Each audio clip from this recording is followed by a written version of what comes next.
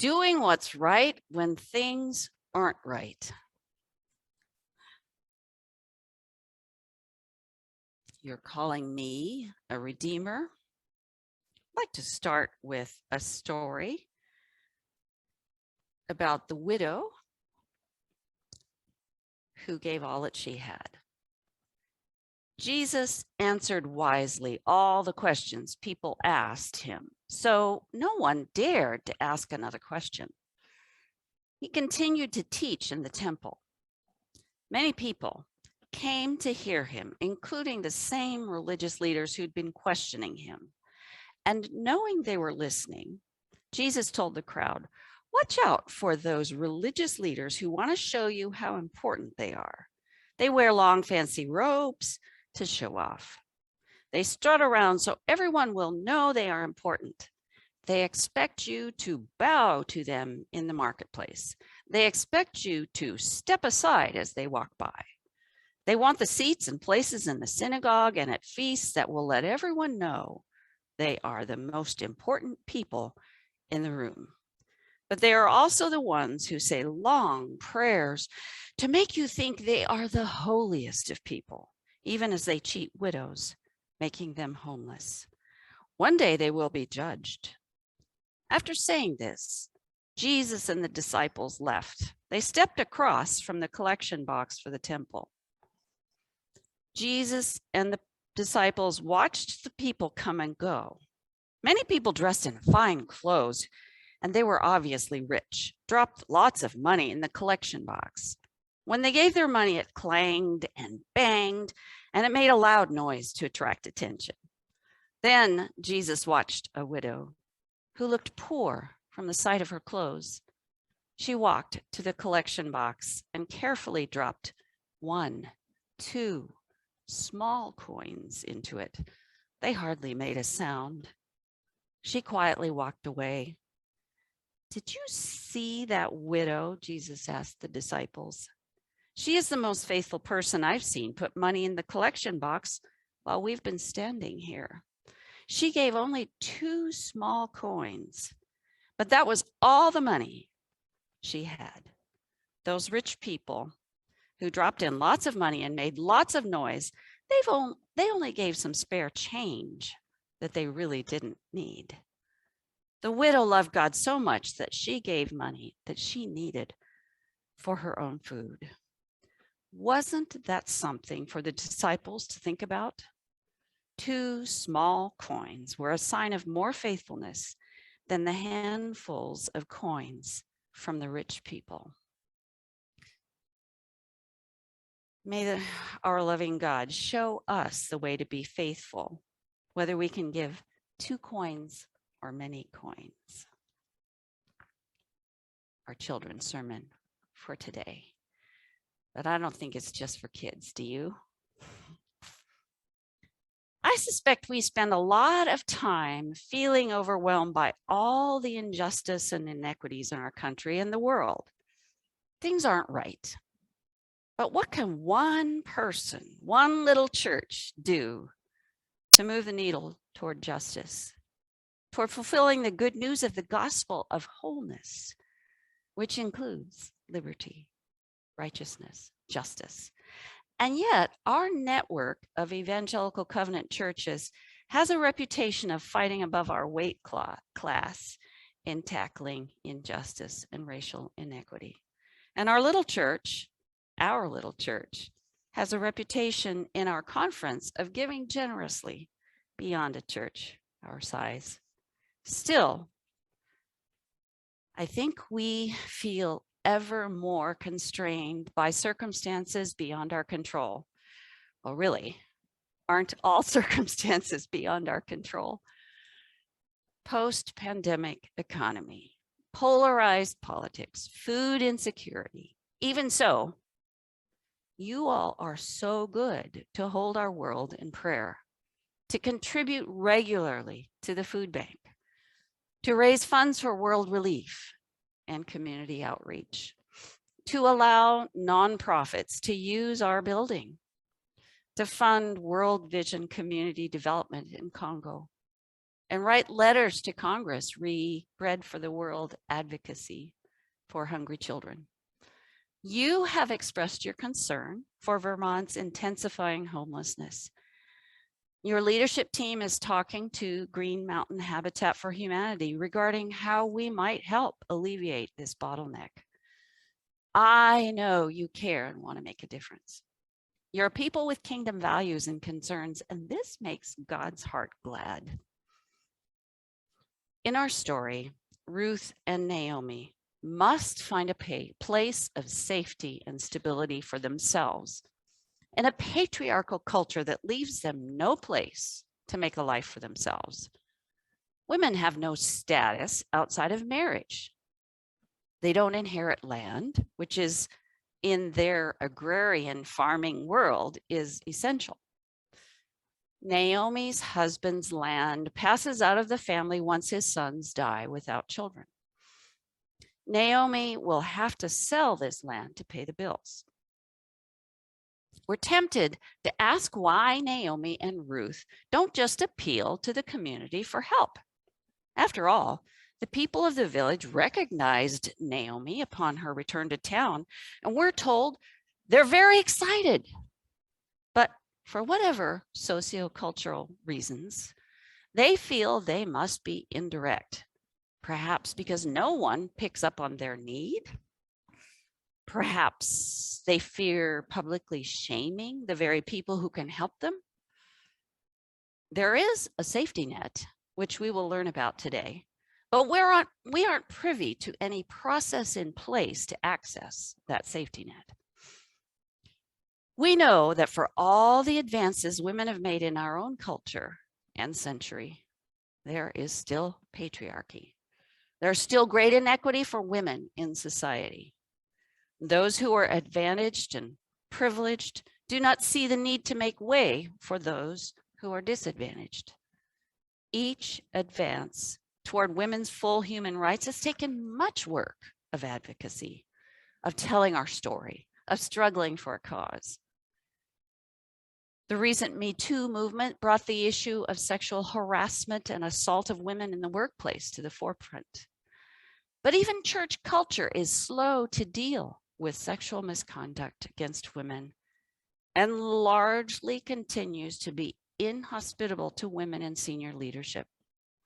Ruth teaches us that subtlety and, of course, passivity won't work in a quest to right what is wrong. As we will find out, personal integrity is important, but begins to ring false when it's not followed up with direct action.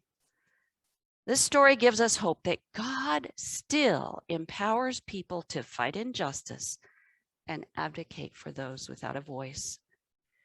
So here we have plucky and persistent Ruth. She saves her mother-in-law's life.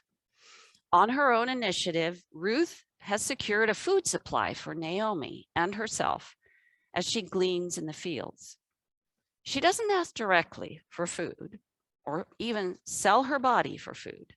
She works very hard and proves her mettle by doing backbreaking harvesting and beating of grain. Boaz, who it turns out is a relative of Elimelech, Naomi's husband. Boaz, from his place of wealth and privilege, protects Ruth from rough treatment at the hands of his young male farm hands. And he invites her to work his fields until the end of barley harvest in spring and wheat harvest in early summer. In chapter 3, now that the winnowing season is underway and the end of field work for Ruth, Naomi is concerned for her permanent welfare. A home for Ruth after Naomi dies. Rest, tranquility, peace, satisfaction, security. These are concerns any ancient Jewish mother would want for her daughter. She tells Ruth about Boaz's identity as not only a relative, but a potential family redeemer. And Naomi directs Ruth to initiate what looks very much like a seduction of Boaz to blackmail him into fulfilling that role. She's to bathe put on her best clothes and perfume, and go to the threshing floor to lie down by him after he's asleep. This sounds salacious. Did Ruth sleep her way to the top? Was King David and then Jesus by extension, as David's greater son, were they born of a midnight tryst? What else should we deduce from Naomi's comment? He will tell you what to do on the matter of illicit sex. Now, our author makes a point of describing the good character of Boaz and Ruth. Both Ruth and Boaz are described as people of integrity. In the original language of chapter 2, verse 1, the author describes Boaz as a person of worth, and Boaz describes Ruth as a virtuous Proverbs 31 woman, using the same language from Proverbs 31. He describes Ruth as that in chapter 3, verse 11. Both Boaz and Ruth are characterized by kindness or chesed, meaning steadfast love, mercy, kindness, and goodness. And these are qualities often listed in God's character. Ruth clings to Naomi and provides for her out of chesed. Boaz speaks kindly to Ruth and protects her, treating her like family, addressing her as my daughter out of chesed.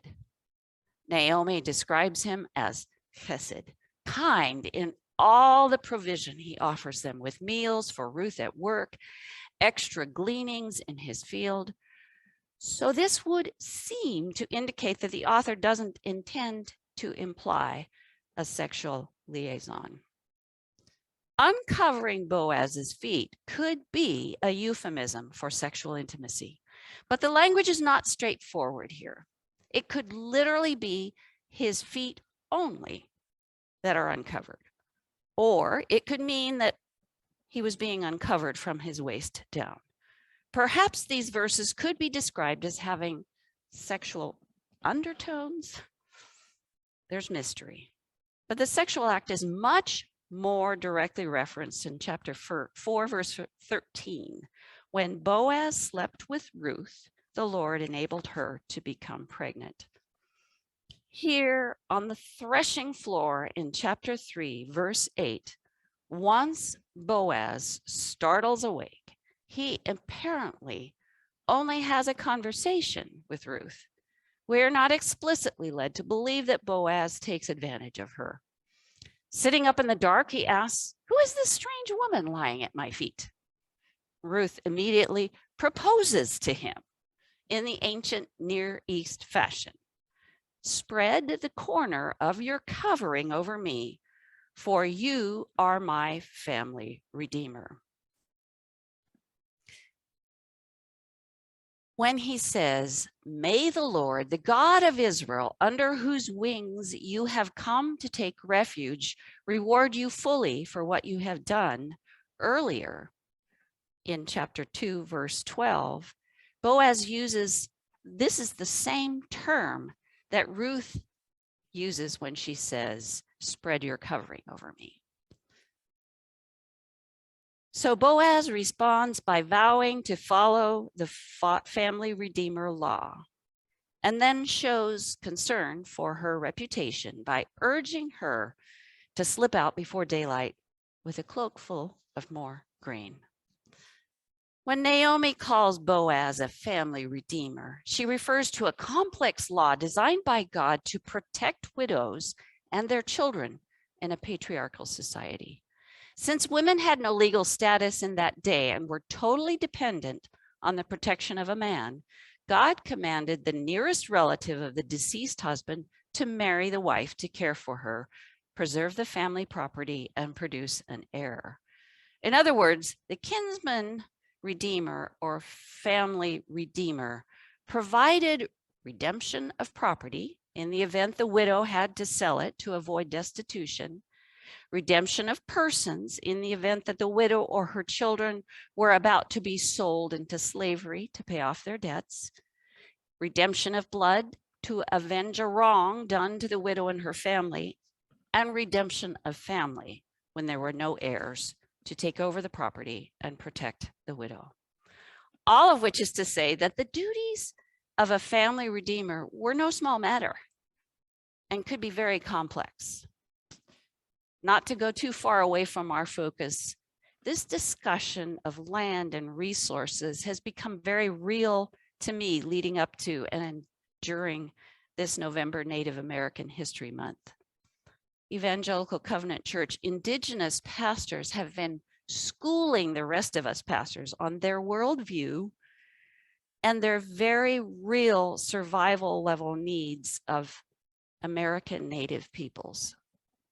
Suffice it to say, COVID only exacerbated the desperate situation in which so many of our sisters and brothers live on the reservations where our country has relegated them.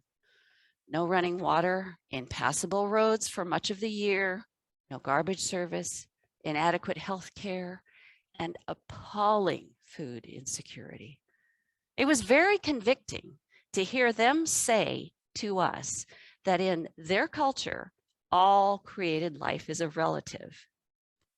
Therefore, we relatives who are more advantaged Christians are really called to be family redeemers, to protect and provide for our sisters and brothers who've lost their land and livelihood. If this interests you, on a side note, I recommend a book written by a Christian Indigenous theologian called The Land is Not Empty, Following Jesus in Dismantling the Doctrine of Discovery. Her name is Sarah Augustine.